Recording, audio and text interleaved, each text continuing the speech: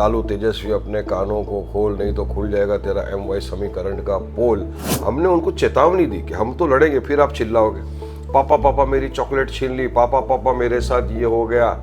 क्या अगर तेजस्वी यादव अब भी गठबंधन में शामिल नहीं करते हैं तो क्या तीसरा फ्रंट बनेगा? तेजस्वी यादव ने ये कहा था कि अगर पप्पू यादव इंडिया को वोट नहीं दे रहे हो तो पप्पू यादव को मत देना, एनडीए को वोट देना। क्या भविष्य में वैसे साहब ये बोलेंगे तेजस्वी यादव की तरह? का स्लोगन क्या था?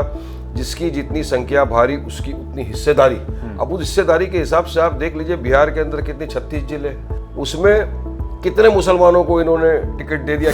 सीमांचल में आप 3 दिन से हैं और चौथा दिन है आज, क्या प्रॉब्लम्स आपको दिखी?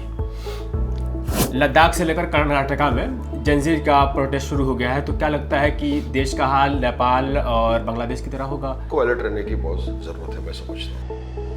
मैं मौजूद हूँ अभी किशनगंज में और यहाँ से सीमांचल न्याय यात्रा की शुरुआत हो चुकी है। 3 दिन ख़त्म हो चुका है, चौथा दिन है। हमारे साथ मौजूद है वारिस पठान साहब। हम सीमांचल यात्रा के बारे में जानेंगे, कुछ देश में ट्रेंडिंग मुद्दे चल रहे हैं उस पर हम जानने पूछेंगे। सर हम ये बताइए कि सीमांचल यात्रा कैसा रहा 3 दिन पिछले? देखिए, हमारी सीमांचल यात्रा शुरू हुई 24, 25, 26, 27 तक चलेगी। आज चौथा दिन है यात्रा का। यह सीमांचल न्याय यात्रा कारवान इंसाफ। इस यात्रा का उद्देश्य और मकसद ये है कि सीमांचल की आवाम को न्याय मिले, इंसाफ मिले। आपने देखा होगा कि बैरिस्टर असदुद्दीन ओवैसी साहब की क़यादत में यात्रा निकली, अख्तरुल ईमान साहब साथ में उनके, हम सब मिलकर इस यात्रा में शरीक हुए। और जहाँ जहाँ भी हमारी यात्रा गई, यकीन मानो मैं कहूँगा ये असद ओवैसी साहब की वेव नहीं, एक सुनामी था। ये दूसरों की वेव रहती है, ये तो एक सुनामी जैसा निकला कि हमने जहाँ जहाँ नुक्कड़ सभाएं की, वो नुक्कड़ सभाएं दिखी नहीं रही थी, वो तो बड़े बड़े जलसे दिखने लग गए। पब्लिक इतनी तादाद में आ गई थी, लोगों ने हमको बहुत दुआओं से, मोहब्बतों से नुक्कड़ सभा करने की कोशिश थी। हमारा नुक्कड़ सभा होती थी। अच्छा। मगर उस नुक्कड़ सभा को आप देखिए तो इतनी पब्लिक जमा हुई थी, ऐसा लगता था कि बड़ी सभा चल रही है। लेकिन नुक्कड़ सभाओं को बड़ी सभा बन गया था। तो ये एक अच्छा मैसेज गया और एक मोमेंटम है यहाँ पर बिहार के अंदर बिल्ट हुआ है। और जो लोगों के प्रति पहले जो मोहब्बत दिखने को आ रही थी, वो अब कुछ बहुत ही ज़्यादा नज़र आ रही है। मजलिस की तरफ लोगों की जो मोहब्बत। तेजस्वी यादव अपने गठबंधन में शामिल नहीं किए, तो अगर ये जो भीड़ दिख रही है, अगर इस भीड़ को देखकर तेजस्वी यादव और बोलते हैं कि शामिल करने के लिए मतलब पेशकश करते हैं, तो क्या उससे ही भी शामिल होंगे? ये देखिए, ऐसा था कि भाई हमारा इंटेंशन, मकसद है कि बीजेपी एनडीए को हराना, उनको फिर से इक़्तिदार पे नहीं आना चाहिए। तो हमारे पार्टी के जो बिहार अध्यक्ष अख्तर ईमान साहब, उन्होंने पत्र लिखा लालू जी को। तेजस्वी ने कहा कि नहीं, हमको नहीं मिला। तो फिर अख्तर ईमान साहब, MIM की पूरी टीम गई पटना में, तेजस्वी के घर के बाहर ढोल बाजा ताशा लेकर गए, निवेदन दिया, स्लोगन लगाया, लालू तेजस्वी अपने कानों को खोल, नहीं तो खुल जाएगा तेरा MY समीकरण का पोल। और हमने क्या कहा, 5 MLA तो हमारे हैं, 6 सीट के ऊपर हमारे साथ गठबंधन कर लीजिए, ताकि सेकुलर वोटों का विभाजन ना हो और बीजेपी को रोका जाए। और फिर ये सब जो इल्ज़ामात बेबुनियाद लगाए जाते हैं, वो भी कुछ नहीं। तो हमने कहा चलिए साथ में आके लड़ते। तो इसका मतलब ये नहीं कि हम कोई कमज़ोर थे, हमारी ताकत है। हमने उनको चेतावनी दी कि हम तो लड़ेंगे, फिर आप चिल्लाओगे पापा पापा मेरी चॉकलेट छीन ली, पापा पापा मेरे साथ ये हो गया। तो फिर ये सब चीज़ ना हो, इसलिए आइए। मगर आप देखिए, वो बैठे हुए अब तक कोई रिप्लाई नहीं कर रहे, घमंड गुरूर में बैठे। मगर मजलिस लड़ेगी, पूरी ताकत के साथ लड़ेगी। ये जो 6 सीट आप मांगे हैं, तो वो इसमें से 4 सीट तो आप पहले 5 सीट जीत चुके थे, 4 सीट उनके पास है, तो 6 सीट मांग रहे हैं। तो फिर वो 4 सीट जो मतलब जीते हुए हैं, उनके गठबंधन में शामिल है, पहले तो उनका तय है ना कि हम RJD से ही वो लोग खड़े होंगे। तो फिर उसी पर तो मसला हो रहा है कि वो नहीं देने के तैयार है। मसला ये नहीं है, मसला है कि पहले बात तो करें। पहले अख्तर साहब के साथ बैठे, असद साहब के साथ बैठ के बात तो करें। वो तो अब बात करने के बाद पता चला, पहले 6 पे तो आओ, फिर बात करेंगे ना। तो बात ही नहीं करने को आप तैयार हो, आ नहीं रहे, तो हमको क्या फर्क पड़ता है, हम तो लड़ेंगे। पहले भी तो लड़े थे ना, कहाँ कोई गठबंधन में था, हम तो अकेले लड़े थे। और 19 पे लड़े तो हमको 5 पे अल्लाह सुब्हान तआला ने कामयाब किया। अब तो 4 का 40, 4 का 24 नहीं, 4 का 40 लिया जाएगा। क्या अगर तेजस्वी यादव अब भी गठबंधन में शामिल नहीं करते हैं तो क्या तीसरा फ्रंट बनेगा? कोई तेज प्रताप यादव के सुनने में आया था कि तेज प्रताप से पिछली बार BSP से हुआ था। देखिए, अख्तर साहब की बातचीत चल रही है, अब इस पर अख्तर साहब आपको प्रॉपरली बता सकेंगे कि क्या पोजीशन है, किस तरह से। अच्छा, एक सवाल कि पिछले लोकसभा में हमने देखा कि पप्पू यादव यहाँ पूर्णिया से लड़ रहे थे चुनाव, तो उसमें तेजस्वी यादव ने ये कहा था कि अगर पप्पू यादव इंडिया को वोट नहीं दे रहे हो तो पप्पू यादव को मत देना, एनडीए को वोट देना। तो जिस तरह से वैसी साहब घूम रहे हैं, तो क्या भविष्य में वैसी साहब ये बोलेंगे तेजस्वी यादव की तरह? देखिए साहब, हम लोग यहाँ आते हैं ये बोल के कि हमारे जो उम्मीदवार खड़े हैं उनको जिताइए, मजलिस को कामयाब करिए, सीमांचल का विकास करिए, डेवलपमेंट, इंसाफ, न्याय, हक की बात है ये हिस्सेदारी की बात है। क्योंकि अगर आप देखिए 14% यादव का मुख्यमंत्री बन सकता है, उप मुख्यमंत्री बन सकते हैं लोग, तो जो 19% मुसलमान है बिहार का, वो क्यों नहीं? क्या उसको अधिकार नहीं है? क्या उसको हक नहीं है बनने का? तो हिस्सेदारी की लड़ाई है। आप देखिए ना, जिनका स्लोगन क्या था, जिसकी जितनी संख्या भारी उसकी उतनी हिस्सेदारी। अब उस हिस्सेदारी के हिसाब से आप देख लीजिए बिहार के अंदर कितने 36 जिले, उसमें कितने एमएलए, 38 बोलते हैं ना, 38 जिले, उसमें कितने मुसलमानों को इन्होंने टिकट दे दिया, कितनों को देंगे? मैं समझता हूँ 10% भी नहीं देंगे। तो यही तो बेइंसाफी है ना। आज यादव का नेता है, कुर्मी समाज का नेता है, या जाटों का नेता है, और मुसलमानों को पूछो तेरा कोई नेता है तो बोलता नहीं। तो हम तो यहाँ ही नेता बनाने आए ना, आप ही के बीच में से किसी को चुना के जिता के बिहार असेंबली में भेजेंगे, आवाज़ बनेगा, सीमांचल की विकास करेंगे, यही उद्देश्य मकसद लेके तो हम लोग आए हैं यहाँ पर। सीमांचल में आप 3 दिन से हैं और चौथा दिन है आज, क्या प्रॉब्लम्स आपको दिखी? कोई प्रॉब्लम नहीं दिखी, सिर्फ एक ही चीज़ हमको दिख रही है, लोगों के दिलों में मजलिस के लिए, असद साहब के लिए मोहब्बत दिख रही है, जमात के लिए मोहब्बत दिख रही है, और एक लोगों को विकल्प दिख रहा है कि हाँ हमारे पास एक विकल्प है, ओवैसी की पार्टी, जिसको हम साथ देंगे, हमारा सीमांचल में विकास होगा।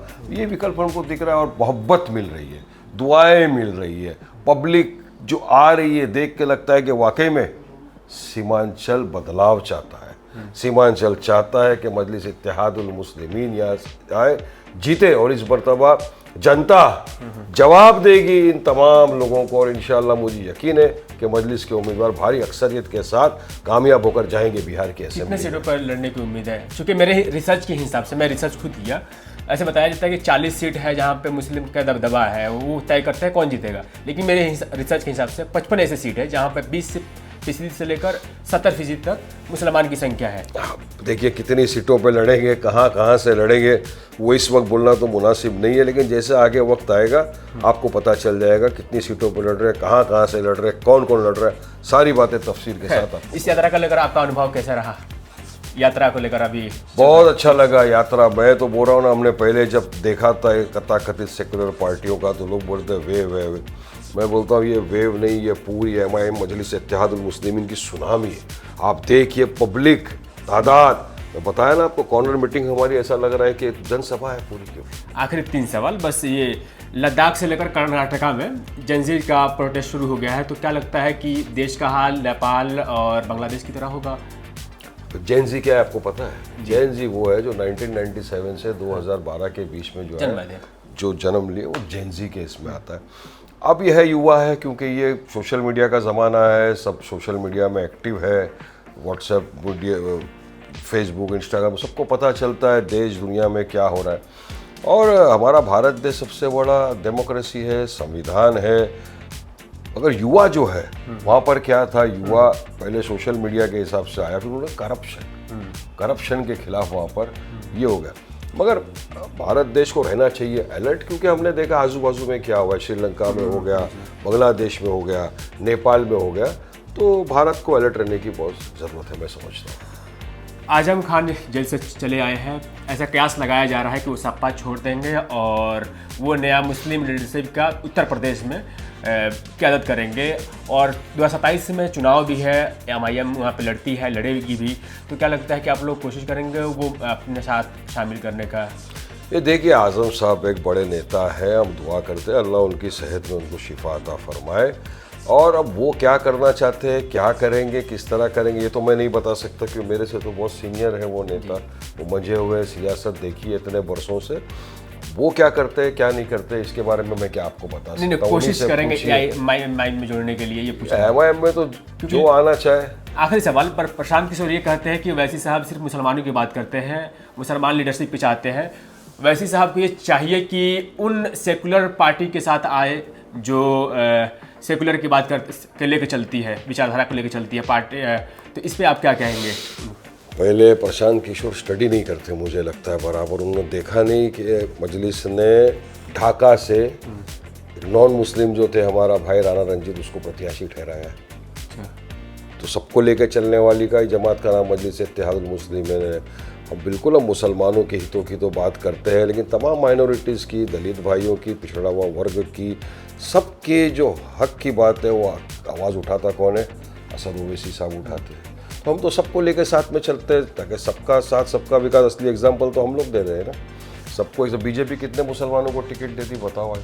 जब से मुख्तार अब्बास नकवी गए हैं उसके बाद से लेके मैं समझता हूँ अब तक, आज़ादी से लेके अब तक एक भी मुसलमान कैबिनेट मंत्री नहीं है, मिनिस्ट्री में नहीं है। क्यों नहीं है? क्या मुसलमानों को हक नहीं है? हाँ, हम तो वो लोग हैं जिन्होंने जिन्ना की 2 नेशन थ्योरी को ठुकरा दिया और हम बाय बर्थ और बाय चॉइस हमारे भारत देश के अंदर रह रहे हैं।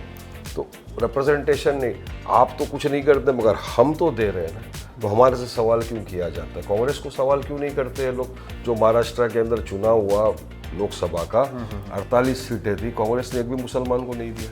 उनसे भी तो कोई सवाल जाके करो ना। पर हम तो सबको लेके चल रहे हैं और सबको टिकट देते हैं, सबके साथ, सबको साथ लेके चलेंगे। हम चाहते हैं सीमांचल का इंसाफ हो, सीमांचल के अवाम के साथ न्याय हो, सीमांचल में विकास हो। ये SIR का जो मुद्दा था, अब राहुल गांधी ये बोल रहे हैं कि हाइड्रोजन बम आने वाला है।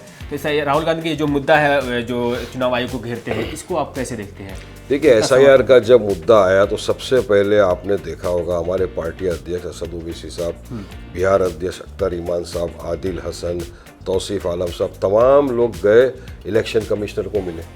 1 घंटा उसके साथ मीटिंग किया, उसको बताया कि आप SIR करिए, मगर SIR के अंदर जो अब नियम और प्रतिक्रिया डाले ना उस पर थोड़ा ऑब्जेक्शन है हमको, क्योंकि उसकी वजह से काफ़ी जो लोग हैं उनके वोटर से नाम कट जाने का ये था संदेह। तो कितने प्रवासी मजदूर हैं, आपने उसमें से आधार कार्ड को हटा दिया था, फिलहाल अब तो आधार कार्ड को डाला है।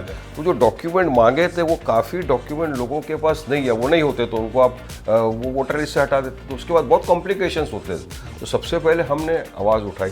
अब विपक्ष सवाल कर रहा है इलेक्शन कमिश्नर को कि वोट चोर, गद्दी छोड़, जो अब तो इलेक्शन कमिश्नर को जवाब देना चाहिए इस बात का कि जनता देख रही है, जनता सवाल कर रही है कि इस तरह से वोट चोरी हुई, इस तरह से नामों का डिलीशन हुआ है, जो भी। तो इलेक्शन कमिश्नर को मैं समझता हूँ इसकी स्पष्टीकरण रूप से जवाब देना चाहिए। जनता जानना चाहती है सही हकीकत क्या है। हाइड्रोजन बम क्या हो सकता है, बस ये बता दीजिए। ये यार, मैं फिजिक्स के अंदर बहुत कमज़ोर था पहले से। हाइड्रोजन, ऑक्सीजन, ये सब कौन से बम होते हैं मेरे को नहीं मालूम। बहुत अब उन्हीं को पता होगा क्या है हाइड्रोजन। बहुत शुक्रिया। हमारे साथ थे वारिस पठान साहब। आपको ये वीडियो कैसे थोड़ा सा बोल दीजिए सब्सक्राइब करने के लिए। मैं बहुत बहुत शुक्रिया अदा करता हूँ शकील आलम साहब का, बहुत अच्छी बेखूबी के साथ उन्होंने अच्छे सवालात किए। All the best viewers, thank you so much. अस्सलाम वालेकुम, जय हिंद, हिंदुस्तान जिंदाबाद। Thank you.